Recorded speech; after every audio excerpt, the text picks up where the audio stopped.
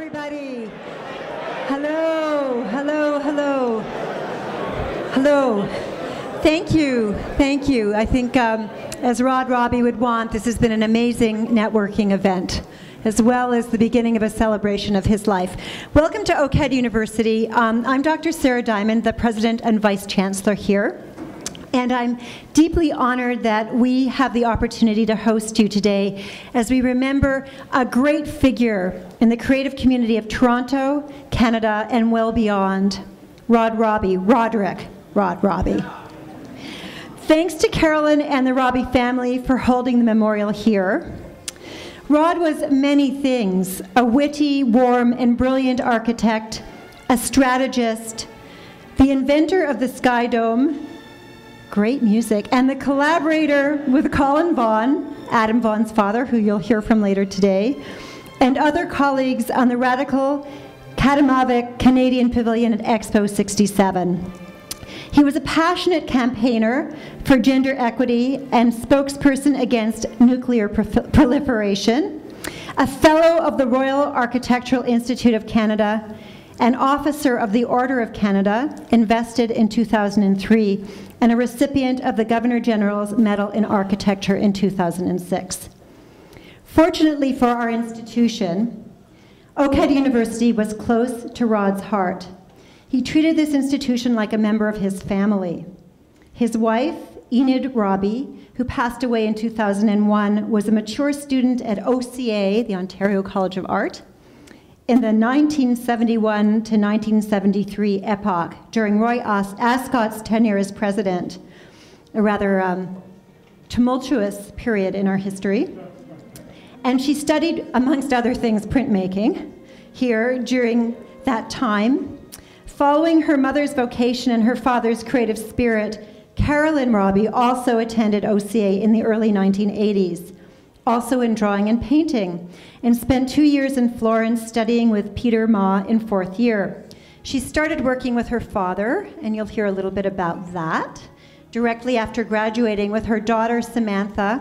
And her daughter Samantha attends OCAD University now in drawing and painting, and is in our 2nd year, coincidentally, studying with Peter Ma as her primary studio instructor. So there's some continuity there. Robbie believed in the importance of education and reveled in building schools. The Sharp Center project and the accompanying campus-wide renovations were primarily run out of the Robbie branch office of the RYW firm by Greg Woods and Carolyn under Will Alsop and Jamie Wright's direction. While Rod did not have design involvement in the project, he and Will became very close friends. And Rod was a tremendous supporter of OCAD University's fundraising activities during this project, helping with the campaign, arguing for the controversial building, and contacting his significant network to support the build. Rod's daughter, Nicola, will speak a bit later about a special legacy that Rod wanted and his family has proposed for OCAD University.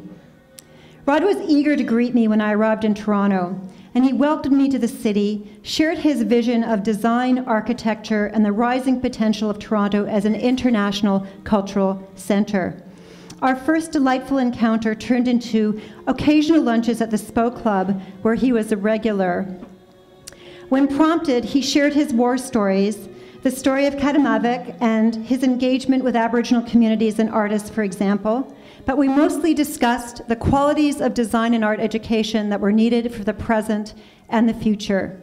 He was eager for OCAD to build international links with institutions in the emerging design world of the Emirates, Singapore, and China, and he was a passionate advocate for sustainable practices in architecture and in urban water systems.